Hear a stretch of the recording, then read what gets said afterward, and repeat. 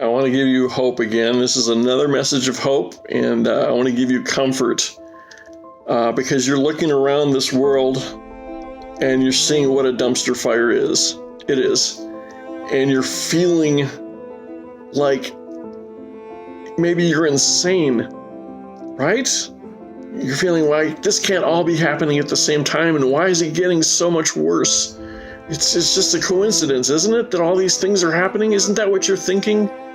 We're all thinking it, okay? But it's not. I mean, you're seeing 50,000 people dead from an earthquake in Turkey and Syria. You're seeing America's Chernobyl and the government not caring about what just happened and why all these things mysteriously happened at the same time. You're seeing people in America, Antifa, raging in the streets, again, burning down things, beating people up. It's all seeming like too much to bear. Even our food being contaminated, trying to take away eggs from us that the yolk alone is a miracle immunity that cures cancer, that takes away sicknesses, that wipes out even if this thing we have to be worried about, COVID, don't think we do. That was all just a scheme to lock us down and further enslave us. Maybe you're piled under a ton of debt, credit card debt, because everything has become so expensive. Because most of us are. And my message here is this is no mistake. Okay? Maybe before you kind of scoffed at the idea of a God and there being end times. But doesn't this feel like end times right now? It's accelerating. You're not imagining it. It is. And from every angle, it seems like we are trying to be destroyed as human beings. Put under extreme pressure of financial debt and problems and endless taxes from every direction we can conceive of, and food prices, while we have an administration that says, inflation is just a couple percentage points. No, it's not. It's not when a bottle of water goes from 88 cents to $1.50. Okay, it's not your imagination. And when you have the World Economic Forum telling us that, no, you need to eat bugs, and because that's going to be healthier for you, and you're going to own nothing and like it. It's not your imagination. So, if you're willing to listen now, this is called the end times. And God told us about what was going to happen in the end times. He told us there was going to be great famines and a great increase in earthquakes. He told us that this is going to be the time when men's love would become cold, that people would be lovers of self. We're in those times. We're very deep in those times right now. But there's hope. And as I've been saying for a long time now, God is not going to let all this evil show up and do its thing and claim victory without God himself showing up. And he's going to show up, and we're going to be excited. And it's happening right now in our midst. Now, I can tell you from personal experience, I have like a topic will come on my mind, and in that same day, that same topic, and I'm not talking about stuff in the news cycle, I'm talking about the kind of obscure things. I'll have 3 or 4 or 5 people in the same day, whether through podcasts or through news or through friends, tell me that the exact same obscure topic was on their mind as well. And this is God working. And I'll show you where God is working powerfully right now. And you're probably seeing this already online. Ashbury University. Over 100 hours of people coming together and worshiping nonstop, 24/7. worshiping nonstop. And God did this in 1970. He had a revival here at Ashbury University as well. In 1970, he did the same thing. This time, it's going to be much, much more. There's a video clip of a woman showing up there, and she's seeming to have some sort of medical condition or something, and people gather around her, and a woman tells her, "Get out of her," addressing a demon. Yeah, this seems outlandish, but when you hear this woman scream, you go and search it. When you hear this woman scream as this thing comes out of her, it's blood-curdling, and this is not. This is not some theatrical thing. It's not. It's real. It's real. If you can look around this world right now and see the evilness, the hatred for you as an individual, trying to knock you down, trying to kill you, trying to ruin your life, and the hatred of men, and the lies that are being exposed now, all the false accusations that have been happening in our news cycle, in all the lies and deception. If you can see that clearly, then you know and recognize that is evil. So recognize that there is a God also. Recognize that God gave us a choice, okay?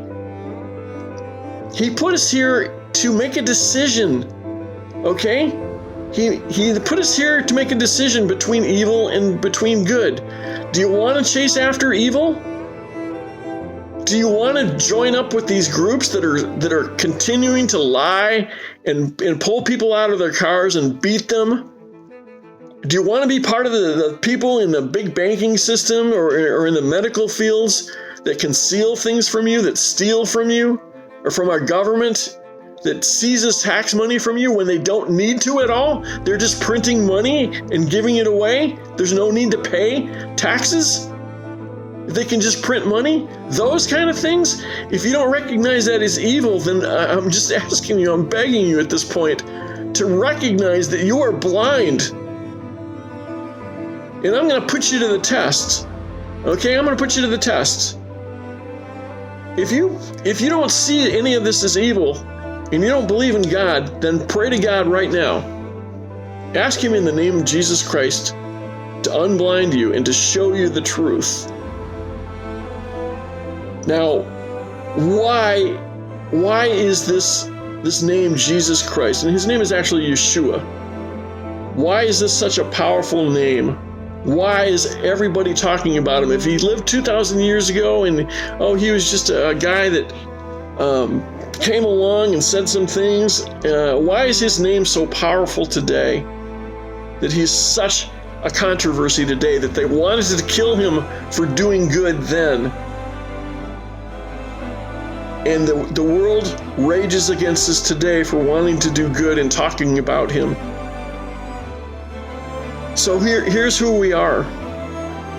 We are flawed human beings that sometimes we've done horrible, horrible things, and we can't take them back, and they're going to live with us forever through time. And just like a criminal standing before a judge, it requires a sentence for the wrong that we've done. It requires life imprisonment. In some cases, it requires, if we were before a judge, it would require that we be executed.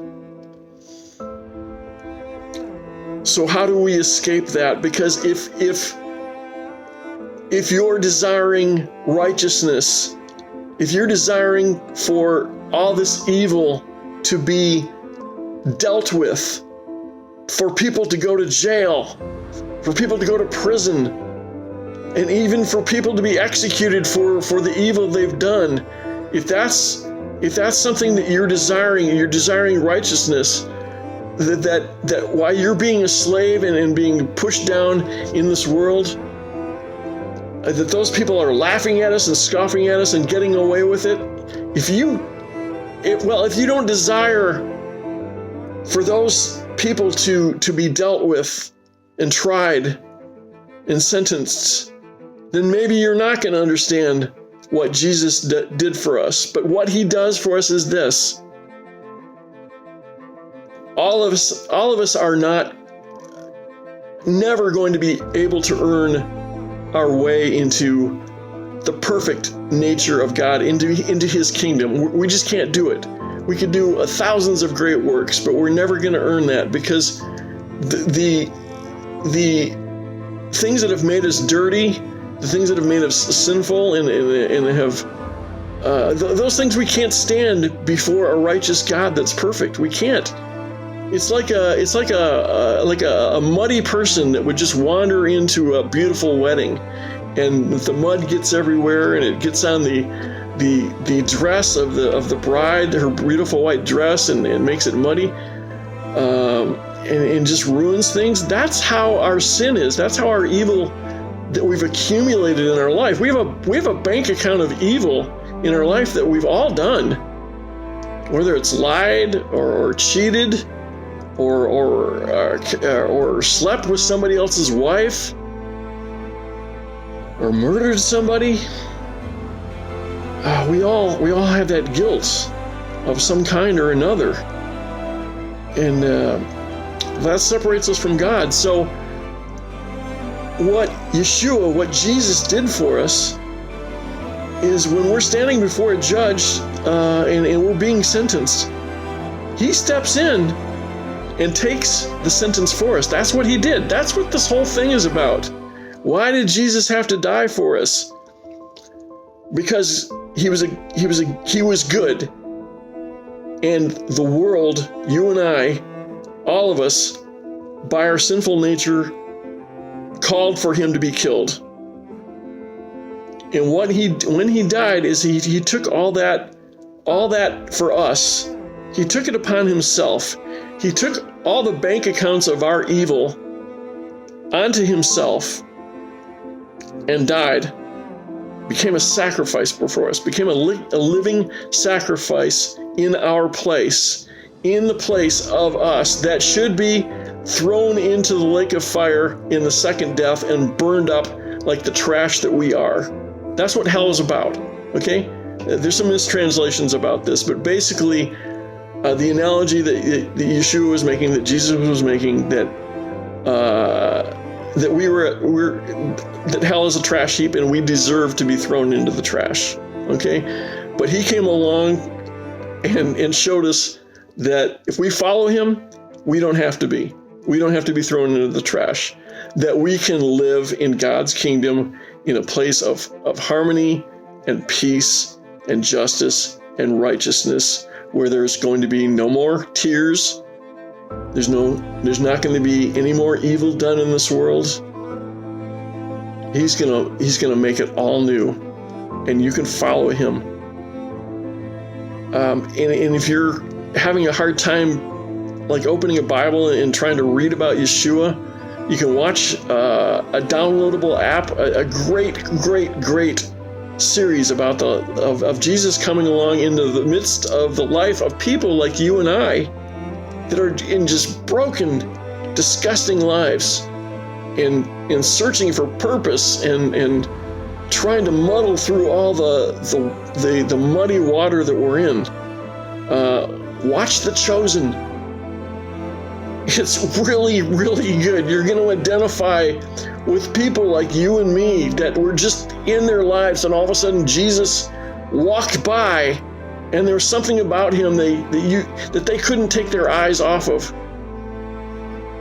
And you're going to have the same experience today, because when he died, he didn't stay in the grave.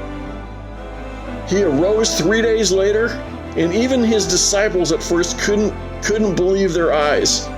And for 40 days, Jesus, Yeshua, he walked the earth. He sat down and he had dinner with people. He talked to people. 500 of them. And this is why people have such hope in Jesus. So I pray for all of you out there. You're lost like I was. You're going to find hope in Jesus, in Yeshua. Go online, watch what's happening with Ashbury University. This is just going to continue to grow, and you're going to see miracles. You're going to see more and more, and you're going to see God's righteousness coming. And what this is a time of preview. God is giving us a preview of the final thing that's going to happen when it's all dealt with. So make your choices now. God's making it very easy for you. He's making it very easy for you to see evil. And now he's going to show you your other choices of very good. He's left you alone. God didn't want to make you a puppet or a robot. He's left you alone. He's left this world alone to do whatever it wanted to do and to make a choice. And now it is your time for a choice. Look into everything I'm telling you. Thank you for listening. I pray for all of you out there. I love you all. God loves you all. You're not forgotten. You just got to look to him. You've got to look up. You got to humble yourself. And yeah, you know you've got guilt. God's a forgiving God. He's a merciful God, but he's a righteous God. And you're going to find that's why you love him. Thanks for listening.